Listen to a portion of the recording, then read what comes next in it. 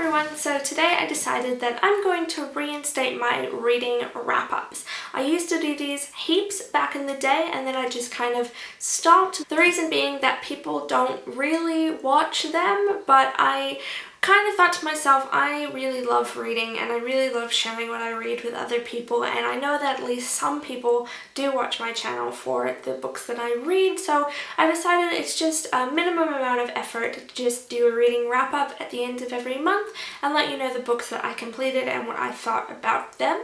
So if you'd like to see these throughout the rest of the year, then please let me know. If you don't want to see these, feel free to let me know in a very polite way in the comments. Otherwise, I'm just going to show you all of the books that I read in the month of January and what I thought of them. So I started off the year with a classic. This is Alice's Adventures in Wonderland and Through the Looking Glass. It's a bind-up by Lewis Carroll.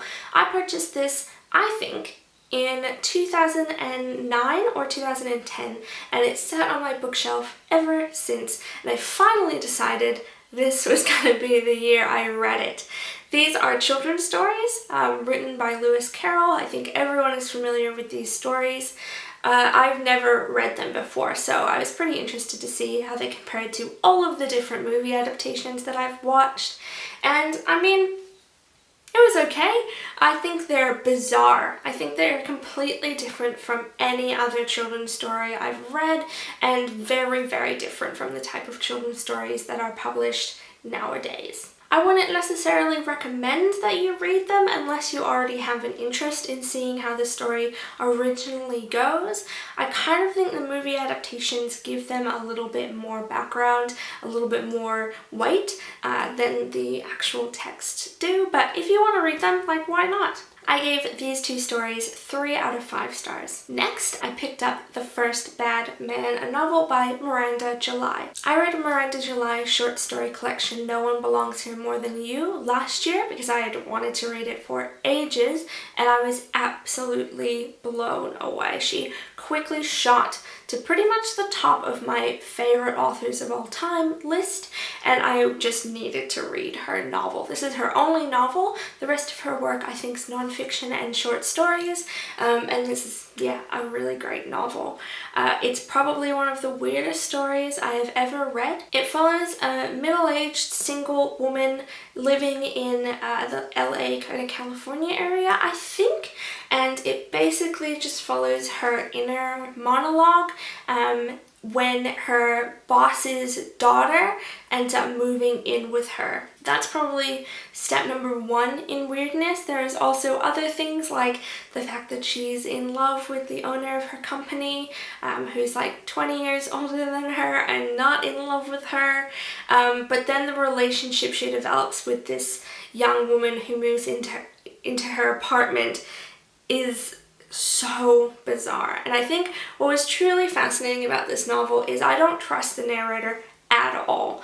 It's very clear that she doesn't understand the things that are happening to her, in the sense that her social interpretations are so far off of center.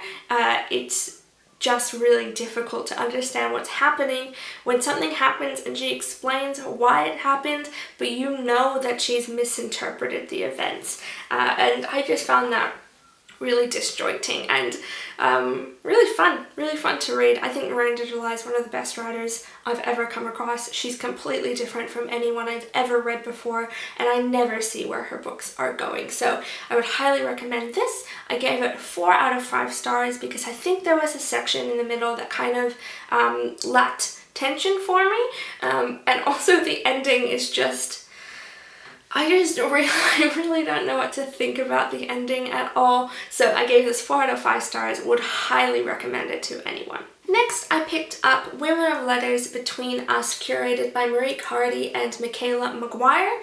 This is a collection of letters written by pretty much famous people in Australia and outside of Australia. They hold Women of Letters events where people write letters and then present them in front of a crowd, and that's the event. And then some of those letters they publish in collections. I think at the moment they have 4 or 5 collections. I own 3 of them. This is the 3rd one that I've read, and they're okay. I mean, I find it really interesting just reading other people's stories, hearing the truths of their lives I find really interesting, and these are kind of like very short snapshots of people's biographies, which I find really interesting. But all in all, I mean, it doesn't touch me all that much, I suppose, and it's not all that cohesive, so it's alright. It's something that I would read in a weekend and then give away for someone else to enjoy. So this collection I gave 3 out of 5 stars. Next, I picked up And Sons by David Gilbert. This is about a very famous old kind of hermit author who wrote one of the greatest novels of the American century, I guess, and about his slow decline into old age, as told through the perspective of his sons and also his best friend's son. His best friend's son is the narrator of this novel, and the novel starts at his father's funeral, if that makes sense. I found it a pretty interesting story in the sense that it is hyper-masculine, not in the way that they beat each other up all the time, but in the way that it's a story basically about 4 or 5 different men and how they interact with each other and their relationships spanning generations. What I found pretty boring about this is there isn't really a climax. I mean, something does happen, a few things do happen, but they're at the very end of the story, and I don't think they really mattered. Like, I mean, someone's gonna read this and tell me, like, you don't think that mattered, but I guess in the sense of the whole novel, I don't think they mattered, and I found that because the whole novel doesn't really encompass any climax, any change, any real shift in thought or belief, I found it pretty boring. So I gave this one 3 out of 5 stars. Next, I picked up Carrying the World by Maxine Beneba Clarke. This is a poetry collection by Maxine Beneba Clarke. She is an Australian poet and short story writer. I read her collection Foreign Soil last year and I enjoyed it quite a bit, so I decided to pick up her poems. What I find really interesting about Maxine Beneba Clarke is she writes a lot about race, and she writes a lot about oppression because of race, but what I find a bit confronting is she's an Australian writer of African origin, I guess like an African Australian, though that's not a phrase we really use here, but she writes a lot from the perspective of Southern American Black women, and I'm not really sure how I feel about that because I don't really know to what degree that's a story that she's allowed to be telling. And that's definitely a conversation we can have. I mean, in the sense that it doesn't really make sense for white people to tell stories about people of color, and it doesn't really make sense for cisgender people to talk about genderqueer people at all, unless of course it's thoroughly researched and done with a lot of discussion. It just tends to not work, and I think that's a discussion we've had for the last few years at least. And it's something I come across in her work a lot, and I personally don't really know how I feel about it, and I would love to talk to anyone who knows anything about this, but otherwise, she just is a really excellent poet. I think her work is really striking, really powerful uses of phrase and uses of imagery, and I would definitely recommend having a read, especially if you want to weigh in on my thoughts about race. The next book I picked up I borrowed from a friend, so I don't actually have the physical copy anymore because I gave it back, but that was The Talented Mr. Ripley by Patricia Highsmith. It's a classic crime novel, crime thriller, I guess you could call it, and it has been made into a movie a few years ago starring Matt Damon and Jude Law. And I was really excited to read this book. I studied the movie when I was in year 12, year 11 or year 12, so back in like 2011, 2012, and I wanted to read it since then. So I'd kind of been waiting to read this novel for quite a while. And I have to say, all in all, I was pretty disappointed in the sense that I found the movie really thrilling, really tense, and really suspicious, and I found it really compelling. The novel, on the other hand, is really dry, lacks a lot of the tension that the movie has, and just generally didn't hold my attention. I got maybe like 60 to 100 pages in, and I was like, I could probably stop reading this. I mean, I know what's going to happen, and this book doesn't really do it for me in the same way that the movie did, which is a bit disappointing and a bit interesting because it's not an opinion I usually have about book to movie adaptations. But it is a really interesting story, and I would recommend at least watching the movie because I think it's one of those classic crime stories that is just really, really well done. And I guess the crux of the book, the identification of Mr. Ripley, just was a bit too weak for me, and I didn't really believe it. And I've just read crime novels that I found more thrilling and more intense than I found this one, so I gave it 2 out of 5 stars. And then the last book I read in January is So Sad Today by Melissa Broder.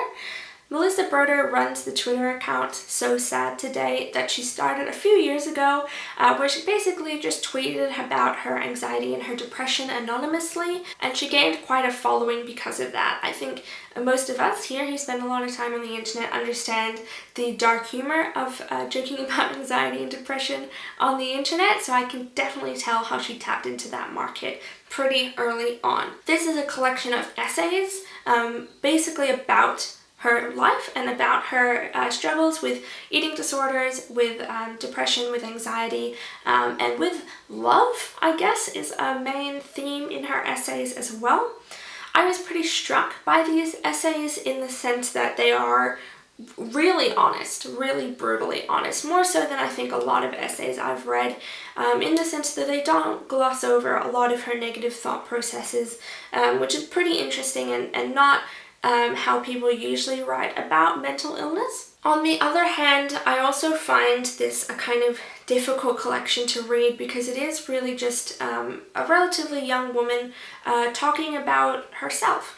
And I can definitely see why, and I mean, I even myself had times when I was reading this collection that I was like, I don't care. I don't really care about what you're talking about. There's this one essay in particular where she goes into quite minute detail about an affair that she has, and I don't care. I didn't want to know the details, and it didn't interest me that she shared them, but at the same time, I understand why she did. I understand the kind of emotional process behind putting these things in print and publishing them and sharing them, and I can definitely see how that ties in with her Twitter account and her rise in popularity by being this brutally honest and relatable to a lot of people. I also find this book sits very similarly in my head with books like It by Alexa Chung or Not That Kind of Girl by Lena Dunham.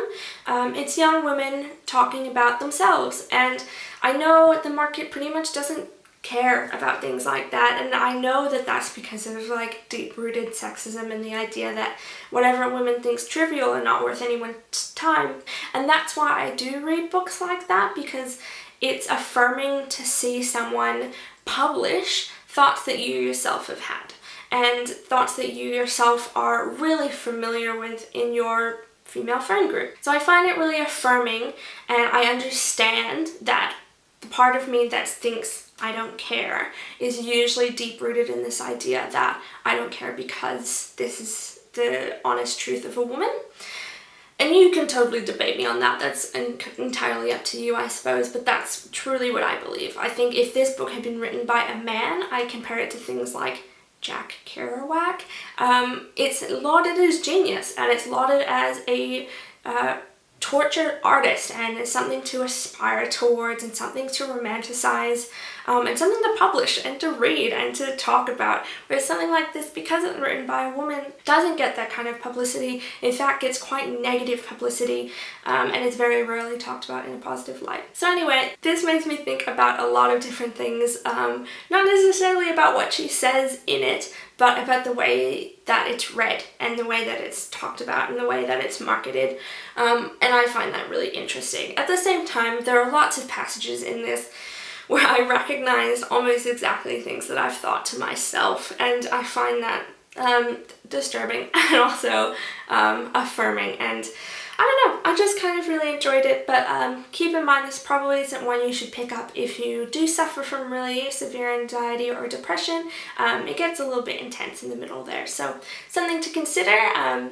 if that does affect you, but otherwise I would recommend it. I think it's probably the most brutally honest description of mental illness in the modern age that I've ever read. So I gave this one 3 out of 5 stars. And then the last book that I've picked up this month in January, but I haven't finished yet, is The Flamethrowers by Rachel Kushner. This was published, I think, in 2015 or 2016 to very high acclaim. I am about this far through it, and I'm not loving it so far, but I will let you know how I go in my wrap up for February. Please let me know if you do want to see some more information about books that I read. I have my Goodreads page linked down below, and I keep that pretty meticulously updated if you want to follow along with what I'm reading. Otherwise, please leave me some recommendations down below based on what you've seen today or just what you've been reading currently. And otherwise, thank you so much for watching. Have a great day.